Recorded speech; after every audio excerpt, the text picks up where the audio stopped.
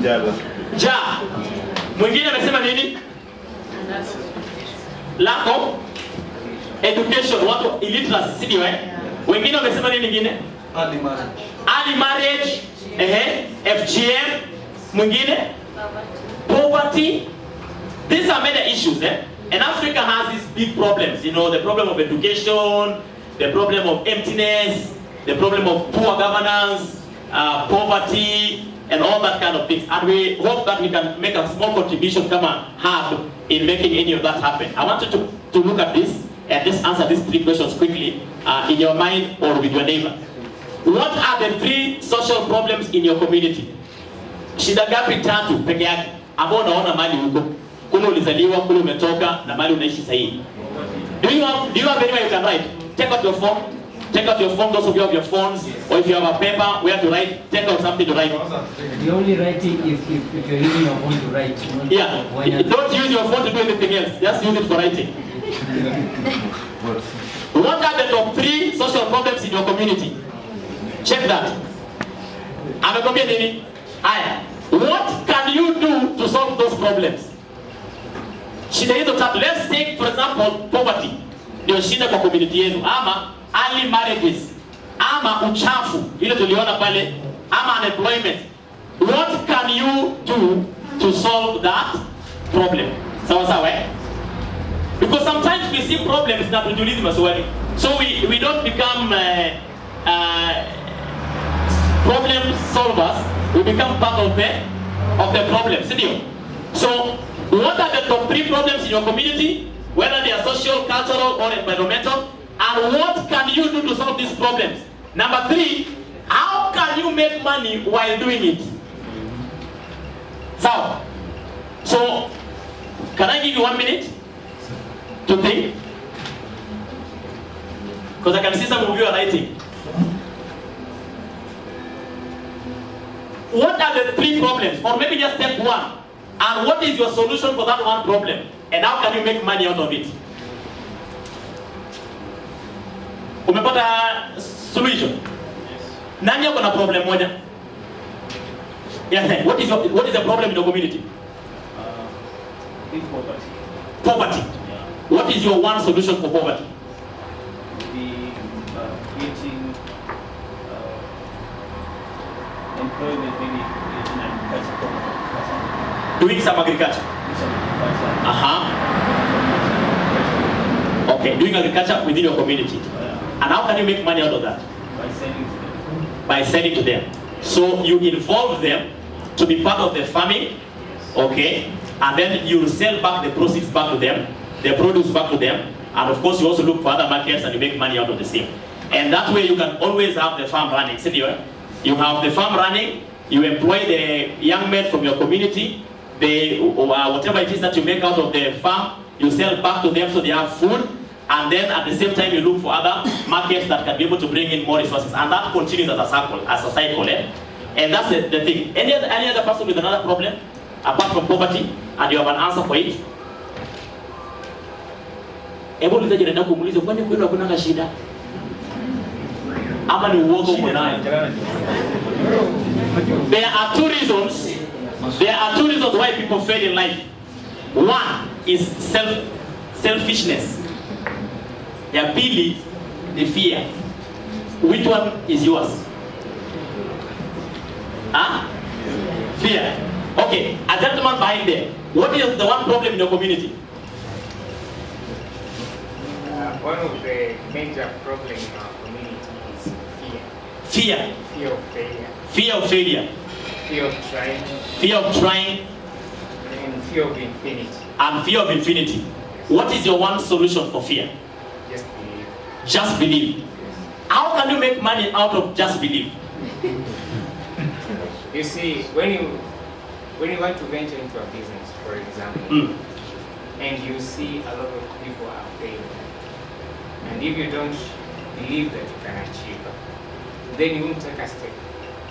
So you have to believe you're going to make it and make a step. So you can actually do motivational talks, and people can pay for them, and you can make money by helping them believe that they can make it. Isn't it? You can write a book, and people can buy your book, and by reading your book, they can have courage and they can believe in themselves, and you'll have solved a problem while making money at the same time. Anyway, that is the whole gist of this evening, that we can solve problems and make money at the same time, because that's what social entrepreneurship is all about. Let's take the next slide. I want you to watch this. Just watch this.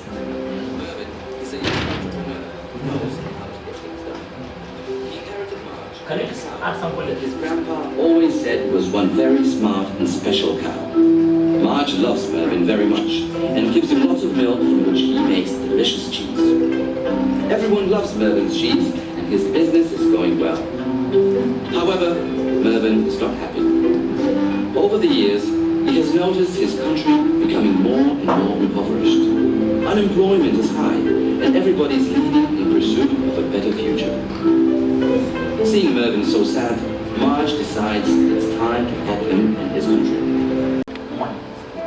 By doing good for your community, you're doing good for yourself. Find a problem and then use entrepreneurship skills to solve the problem in a sustainable way. So you create opportunity for yourself and for other people. That's the whole concept of social entrepreneurship. And that's what Active Hub is all about.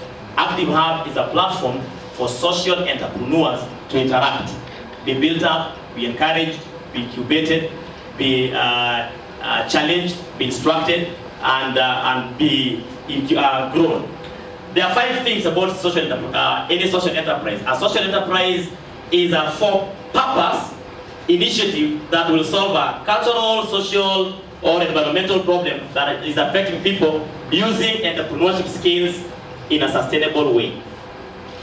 So anybody who is a social entrepreneur anaona shida ya community, anatumia skills za biashara sawa ku solve your problem, but in a way that continuously generates resources, so that at some point this venture or initiative inaweza jilipia. It's not something that has to wait on donations or on donor money or anything like that. The normal way of doing business, there's either a for-profit business or a non-profit. And then there's the public sector or the government. For a for-profit business, which is a normal biashara tunajua, you maximize profits. Your agenda is to maximize profit. Whatever you do, you must make money. Non-profit ventures ni zile watu utafuta pesa mahali fulani wakasaidia nayo mtu fulani. Okay, so they depend on aid or donations or support, especially kutoka kwa wazungu. Na hiyo nimeua Afrika, na nimeua Kenya, na nimekaa Kitale for a while, naona pia nimeua Kitale. Okay? But social entrepreneurs bridge the gap. They bridge the gap. They see a problem, they network all the actors come together, they provide resources. The initial boot up finances or capital is only used to get the enterprise up on the ground. Once it's up on the ground, you can actually receive back whatever you put in and then continue generating resources above the layer all the time. So that's what this is all about. And there are 5 things about it. Just go back to that slide again. There are 5 things about it. You have to have a problem that you are solving. There must be an issue. Then you have to think about the people you want to affect and the possibilities. You have to have solutions. You have to have answers. You have to produce answers. And then you are thinking about posterity, so there must be sustainability. And of course, there must be a purpose. There must be a greater goal, a greater end. Something that you are looking for. Why are you doing what you are doing? Why do you want to do what you are doing? And you must be able to pitch that clearly before people if someone is going to be able to work or support you. The next slide, please. And there are many causes, there are many issues. It could be something on education or environment or poverty or whatever it is. Can you turn to someone and just tell them one problem you are passionate about? What is the one problem ungekuwa na pesa kwa hii dunia? Pesa yote. Ni shida gani moja tu ya dunia ungesuluhisha? Mwambie jirani yako. Moja tu. Gani tu moja ungesuluhisha? Alafu muulize swali jingine, unangoja nini ndio usuluhishe hiyo? What are you waiting before you can solve the problem? Let's take the next slide, please. So there can be many different types of problems that you can solve. Sawa, eh? Yeah. What is your one problem? Unemployment. It could be orphans or widows or poverty or whatever it is, but find your problem. And when you're solving a problem, it will be for somebody. The problem must affect someone. So supposing you're solving a housing problem, you're looking at who is it that you're solving the problem for. Be very clear what you want to solve and who you want to solve it for. Now for us, and for what we are doing, take the next slide. We are doing a social hub, which promotes social enterprises and social entrepreneurs. Generally what we do is we create a platform where we can talk with each other, get ideas, solicit one another to be able to solve a particular problem in the society. So we can challenge you, where to solve it fulani, where solve here. Everybody can pick whatever it is that they want to solve. A social hub will convert social passion into profit through social innovation and entrepreneurship. So we can use all the skills in business, use all the resources from the government or from well-meaning collaborative partners who can be able to support any venture, but the end, the passion really matter. Ndio hiyo unatumia to solve a particular problem. And I hope that many of you here can live here today and become social entrepreneurs. Usingoje serikali. Our vision is to empower youth to innovate for social transformation. That's our mission, our vision. We do that by empowering them to innovate for sustainable social transformation through mentorship, incubation, and funding of innovative social enterprise startups. So if you ask us what do, we actually do 4 things. Number 1, we mentor. Mentor means we help you to find what is it that you're passionate about. Number 2, we incubate. Incubate means we work with you from the time you find out I am called to do this or I'm passionate about this, to the point where that becomes a reality or a program or a project or a business that is real on the ground. You can go to ground floor Mazop Plaza and find it there, or you can go to Yes Plaza and find it there. Sawa.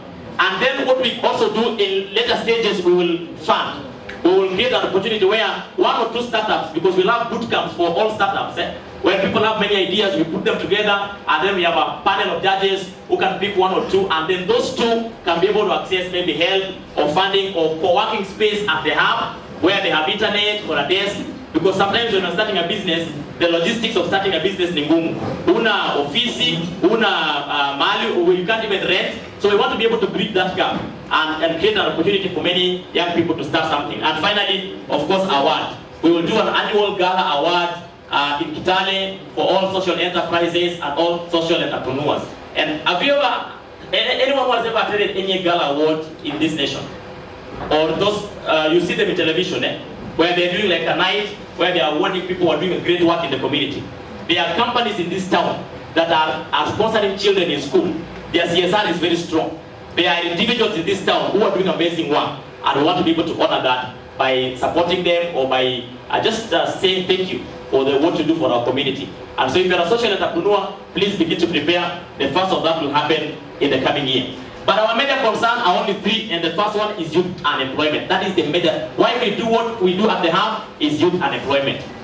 The Human Development Index report that was released by the UN early this year in May suggests that about 40% of able Kenyans who can work are out of jobs. And even further, it says 80% of that population is 35 and below. That means majority of our young people don't have jobs. That's a reality. Okay? So we are concerned about that. If we have 80% of 35 years and below not working, you know what is the result, Crime rates go high, drug and drug abuse, prostitution, all the other kind of evil that happens in the communities will be able to happen. And we don't want that to continue. So our commitment is to be able to arouse the interest in younger entrepreneurs to come out and see a problem, solve it, and then at least get something to do with their lives. If we can have 100 startups in the next 5 years, our job will be done. At least for this next 5 years. 100 startups employing just 3 people per startup, that is 300 jobs created in 5 years. 300 jobless Kenyans having jobs to do.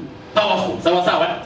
The second thing is, in fact, maybe we can take that, but I want to check just the next, take the clip. take the clip, but take it towards the end. Yeah, somewhere there.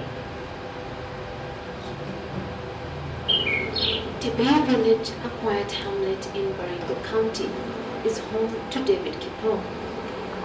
It is 6:30 in the morning and David is up and about his morning duty. The story here is of David, a guy who was graduated from the university, but is a charcoal seller. From the University of Algeria. That is his transcript. Very successful guy, passed his examination, and this was on NTV about 3 months or 4 months ago. There is no need just to stay idle because there are some basic needs which I need. David says he gets less than 3,000 shillings in a month from his job. So he's a graduate, has good papers, When I got there, but has no job, anatengeneza makaa, anapata 3,000 peke yake. around 1 month, so that I can say, maybe when I can sell 5 socks, which is times 500, around 2,500 finish. Does this story ring a bell to you? Challenges. Yeah. Are there stories like this in your community? But still, the Hello? things are vanishing. It does, eh? And then another one, the person who is buying this chapel, it may take a long time. His mother is a single parent. She says her dream That is the face of poverty succeed. for a graduate. I tried to educate my kid to finish school. I really tried until he completed, but now he doesn't have a job. Okay, now push that further. There's a professor that is talking towards the end, somewhere here. Somewhere here. Because she has used to their resources during my Use the nose. time. David is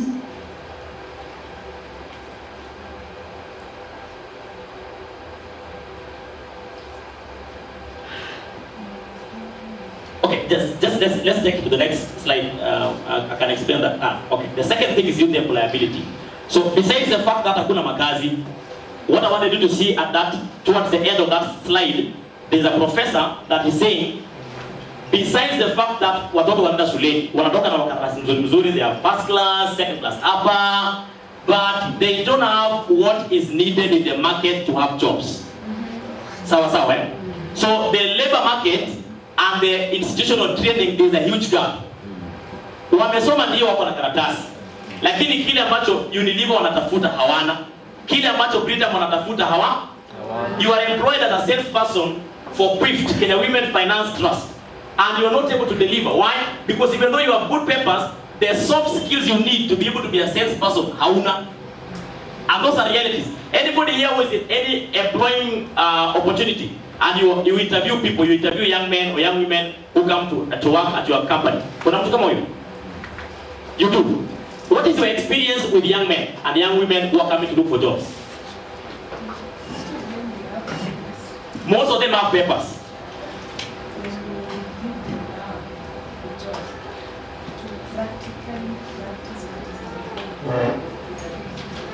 I read a shocking report by World Bank, I think it was maybe 8 months ago, where World Bank was saying Kenyan universities are producing very useless graduates. It's true. Anyone who saw the report or read the report? Because they are not able to translate what they learned in school and the real job market. That is employability. It's a major problem for employers. Employers everywhere complain. I was talking to a lady working for Eclof and at the head office in Nairobi. I asked her, what is your problem with the people you are employing? They say, we can't just get employees we can trust. The skills, they don't have it. It's not there. You are asking someone who's gone through an urban school or did an urban regional planning, you take them to the physical planning department here, and they're not able to get the job done.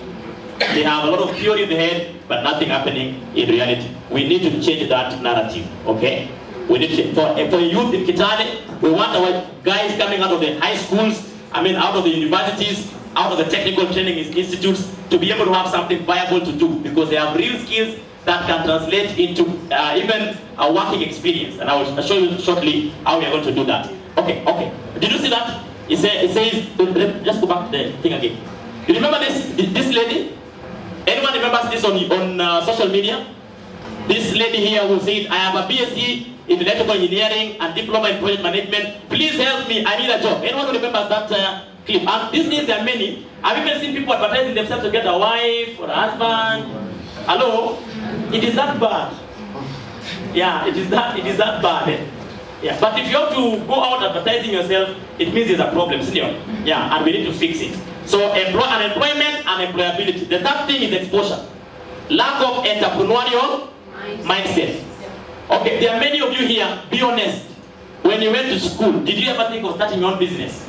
Never. Eh?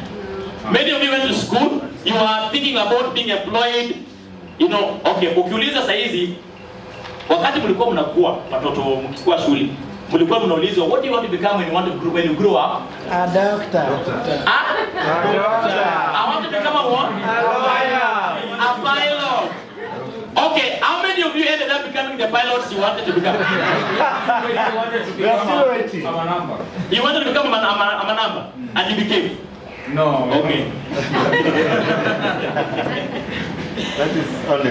But let's be honest, eh? We never wanted to become farmers. We never wanted to become bus drivers. We never wanted to become, what else? Masons or secretaries.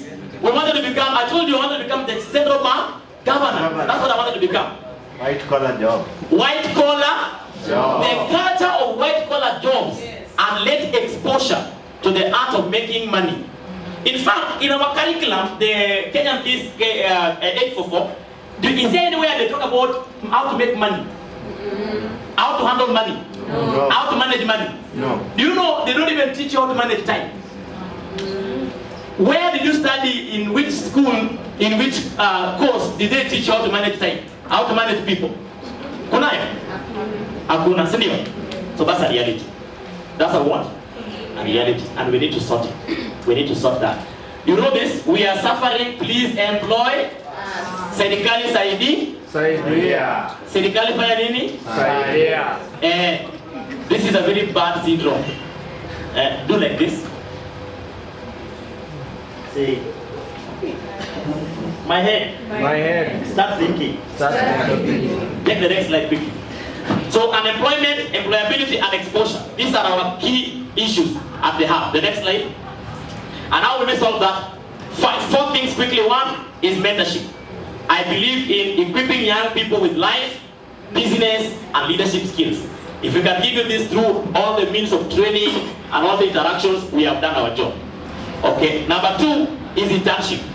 If there is a problem with unemployment, let's bridge the gap for employability for university students or college students or high school students and put them in a voluntary program where they can actually work for companies they admire. Sawa sawa. How many of you ever had a chance to work in a company or a business before you left high school?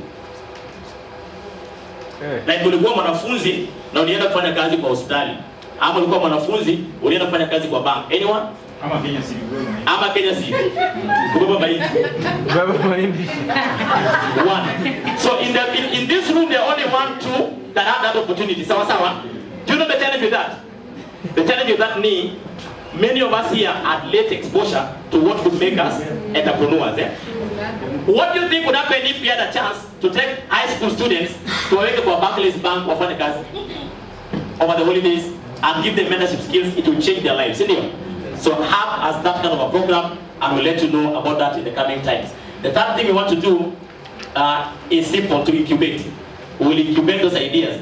A few select ideas, get co-working space, internet training, practical coaching, and networks. All these ideas can be able to stand cover as a side deal. I have in this room a couple of young people that have been through our programs that have already startups now that are running. Maybe I just ask Lillian. Lillian is running Flowering a Girl initiative, which is a CBO that is mentoring teenage girls out of teenage pregnancies and counseling and then giving out pads, panties, and stuff like that. So they use pads, panties to be able to counsel girls, encourage girls, and build them. And this year they've done a project in Pokot, an awesome project that is making a huge impact there. And I think many of you have such kind of ideas, you can partner with her. And then there's Joe. Joe, please come quickly. Allow me to indulge you just briefly for a few minutes. This is Joe. Joe dropped out of the university because he had a few struggles. Okay? Then we met, and God helped him. And then he has become a positive change. He's our leader for teens ministry. But besides that, he does a program that I wanted to hear from him what he does. Just quickly, 1 minute. What do you do with Breaking Forth? Hello everyone. Breaking Forth is actually a vehicle to take young people to their purposes. So mostly what we do is find out what a young person is passionate about. We look at things because kama venye basi amewaambia, many people have struggled into a campus and those things made me drop out of campus. So one of the first things we do is talk to young men ambao wako these days tuna focus on high school zaidi because most of those things zinaanza watu wakiwa high school. So tuna target ma high schools to go and talk about struggles za watu. After hiyo wase wenye wametoka nje tunaangalia what are you passionate about. We find out what you're passionate about, then kutoka hapo we start incubating that purpose. Though by now hatujafika kwenye tunaweza anza kufund watu, but that is our vision. If we can, we are looking towards kuanzisha studio, kuanzisha music school, and yeah, that's the space I use. You can put your hands for Joe. So Joe is using his identity and purpose to help other young men and women deal with addictions and struggles that they have, okay, and make money out of the same. And that can make a huge transformation in the community. I have another young man who's running a football team up where we are, and one that is running a tuition program that is more than just a tuition program. They are solving particular problems in the community and making money out of the same. And all of us here can do that, and our sons and our daughters can do the same. And the last thing we do, apart from incubation, is this. This is my favorite part. We do story yangu. Angalia ninapo muulize uko na story. Muulize uko na story. Do you have a story? When we were young, we used to say hadithi. Hadithi jo, mnamalizia kwa nini? We used to go further. Tamkolea. Hadithi jo, uongo jo, tangolea. Mlikuwa mnasimanga tangolea ama tangolea. Okay, so but we have stories, eh? This is a group of young men. We were having a retreat at Kivu Retreat Center in Nakuru with that Victor Bukwa, with a few young men, and having so many good conversations around a fireplace. I love this kind of a setting. I love to have conversations with young people. And those conversations have brought out a lot of greatness in many young people. Every month here in the city, we will provide a platform where you can tell us your story.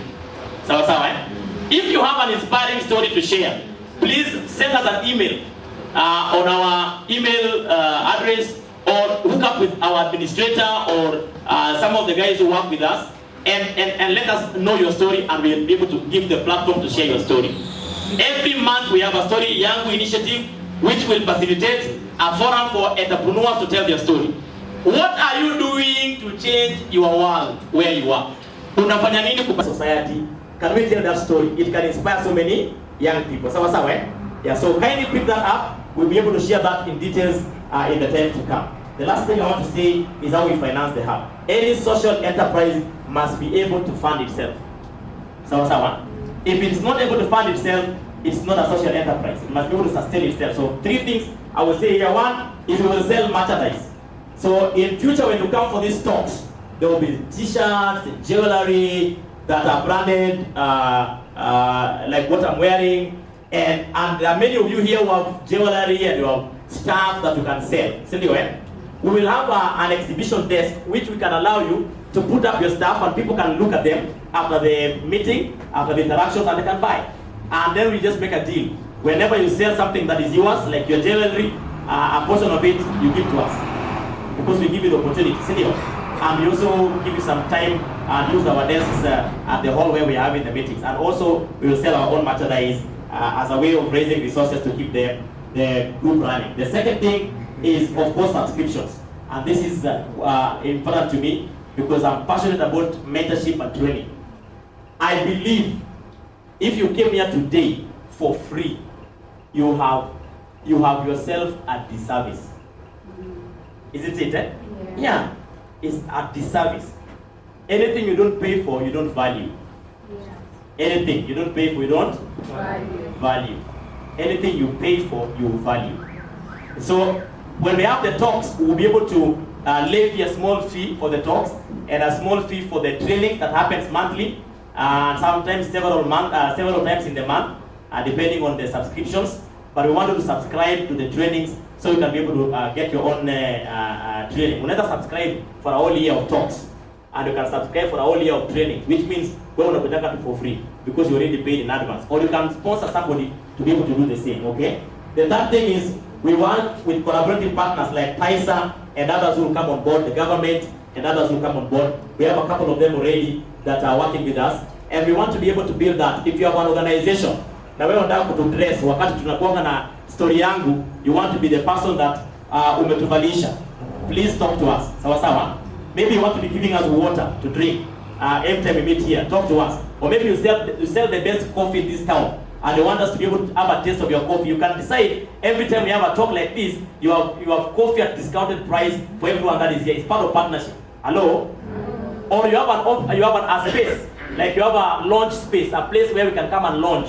Invite us. We can come use your launch space for the story yangu as part of your support for the what we are doing. So so you will help us with financing of the same. And you can get involved. You can subscribe to story yangu and to the trainings, which means you pay upfront for the trainings, or you can sponsor a young person to those trainings and to story yangu. Wewe uko na vijana wengi mtaani, wewe ni kiongozi, uko na vijana wengi mtaani, unaweza sponsor vijana 10. While you attend those trainings, you don't know how much impact it will be for them. Or you can give support to one of our programs, or even link the hub to your networks. Uko na watu wengi marafiki zako, you can link the hub to your networks. Share the story. Like today when we finish here, we have a banner behind there that has our logo. You can just stand for a minute and look at back there. We will have a chance to take pictures. Listen, when you have the opportunity, please take the pictures and tweet. Sawa sawa, eh? Tweet as much as you can. Send it to all your friends on Facebook page, on tweet it. I mean, get the word out there. Maybe somebody will see it and become part of what we are doing. Sawa sawa. And then finally for today, how do you subscribe to the hub? How do I subscribe? You can of course subscribe to Story Yangu, to the trainings and to the newsletters, which means you get regular updates on what is happening at the hub. But you can also subscribe to our social pages, to our Twitter, our Facebook, and Instagram. The MC for the night, or the person giving the announcements shortly will be able to communicate that to you. But you can subscribe, and the fees are there. If you want to be part of the trainings, wewe mwenyewe unaenda unafanyia government kazi au umeajiriwa lakini hujijui, or you wonder if there's something more for your life, we want to give you that opportunity through our active mentorship trainings to be able to engage. What is it that you can do better to change your world? The costs are very, very, very affordable. Look at that. Where would you go for a training? Those of you who go to trainings, where would you go for a training with that amount of money? If you subscribe to the hub as a comprehensive package, you pay 600 shillings monthly. That means for a year, you can only pay 7,200. You get to attend all the talks, and you get to attend all the trainings, and you don't pay anything. If you subscribe only for the trainings, then you pay 500 for that training, because our trainings are only 500 shillings every training that we're having. And you can pay for a whole year, that is 6,000. But the most important here is you can sponsor somebody else to do the same. There are so many jobless young men out there.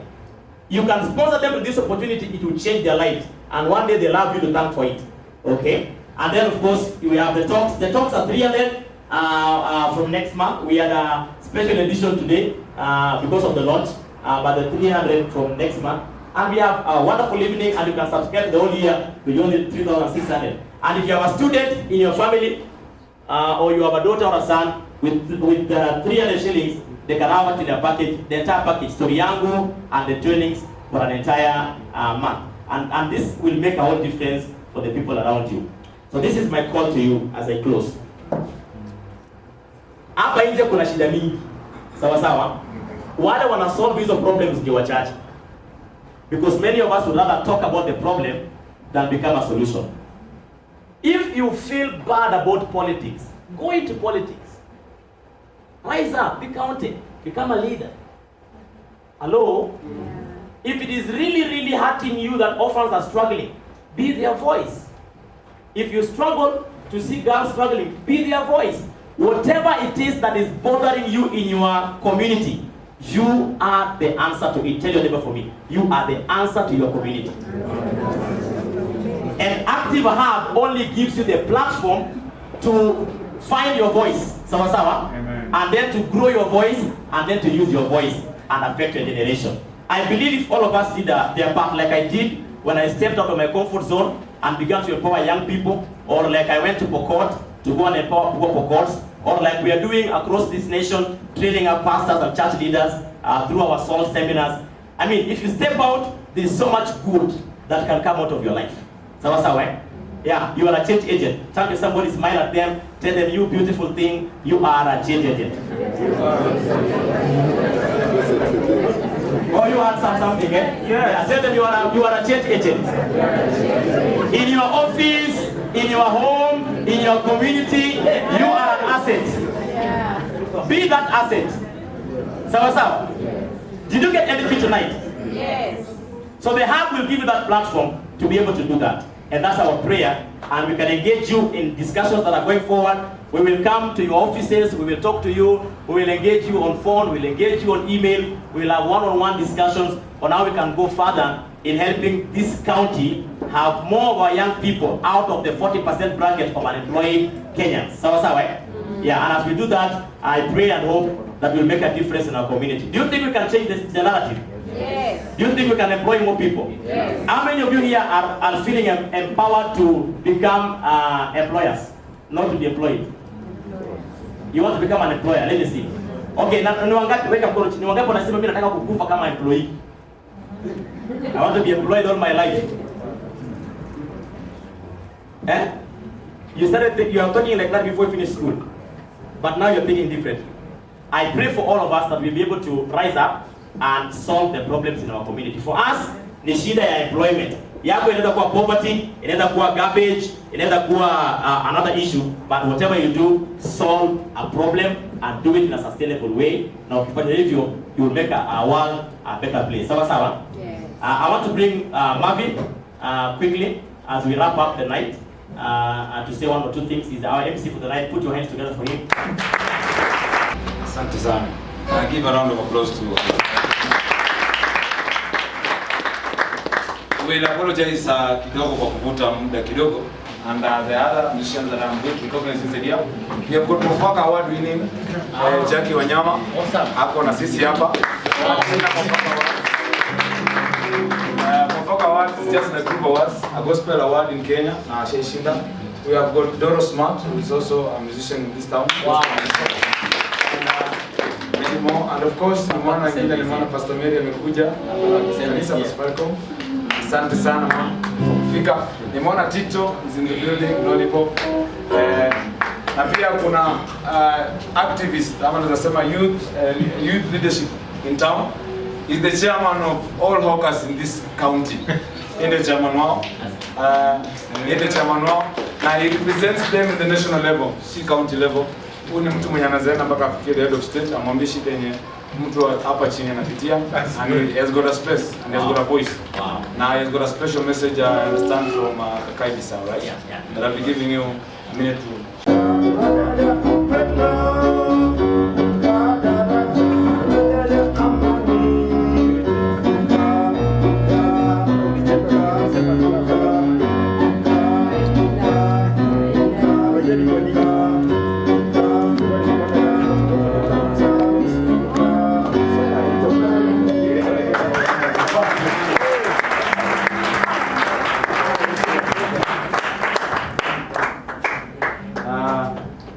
That is one of our own wa Kitale. Namna hiyo. Na kuna wengine walikuwa wamejipanga wengi na entertainment, but because of time, maybe for the next edition ya story yangu it will be much bigger and better. Nilikuwa nimepata a few phone calls, but because of time, I had a few comedians walikuwa wamekuja. I understand that nilikuwa na few guys to do poems and spoken word. We had engaged these guys, and maybe the next story yangu edition, we'll have guys that will be doing special lighting, tutakuwa na full band, tutakuwa na comedians in the house, tutakuwa na motivation speaker, and of course story yangu itakuwa na more than 5 or 6 guests. Maybe next edition tutakuwa na Kago Mungai, tutakuwa na Tito, tutakuwa na Pastor Waswa, tutakuwa na wewe. Utakuwa ambia jirani yako unaweza kuwa the next one. And of course, I'm trying to imagine if all of us share their stories here and tuwezeke kwa portal ya social media and we just ukiwa free go na kwa wifi and you listen to 3-4 stories, they can change your life and they can really make you to be a different person. Amen. Through this, I've been able to connect with many people. I know a majority of you here tumekutana pale kwa streets. Lakini it's not really noble every time nakutana na kwambia nipe shilingi 50, nipe shilingi 100.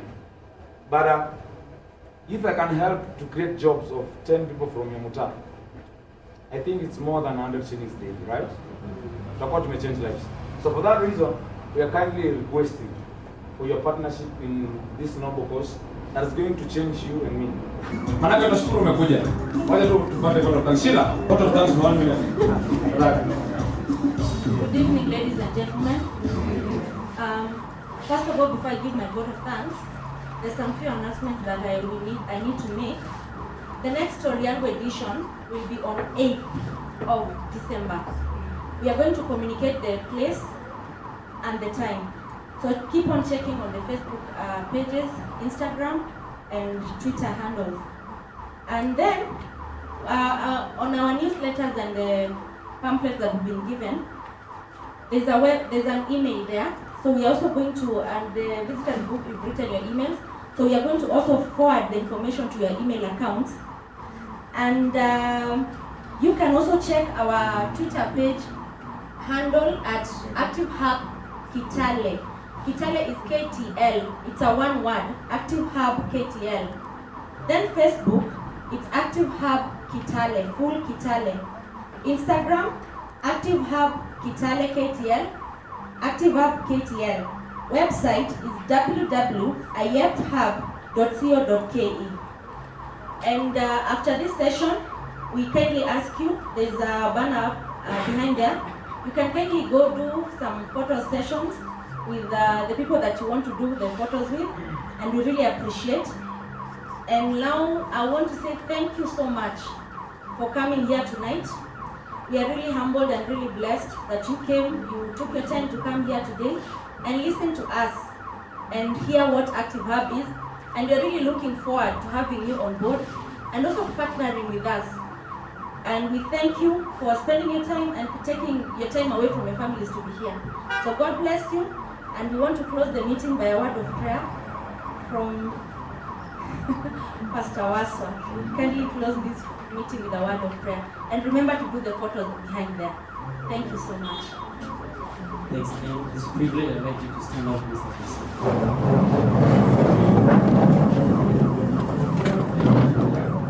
Lord, we thank you so very much. We thank you, Lord, for this time. We thank you, Lord, for gathering us in a time like this. Lord, we want to thank you for this initiative. We want to thank you for Pastor Isaiah, together with the team. Lord, I pray that even as we've started as a small seed, permit this, Jehovah Father, to broaden and become that which you want it to be in the name of your children now. Even right now, as we leave this place, going back to our houses, I pray that you lead us in your name will be lifted up. In Jesus' name. Amen.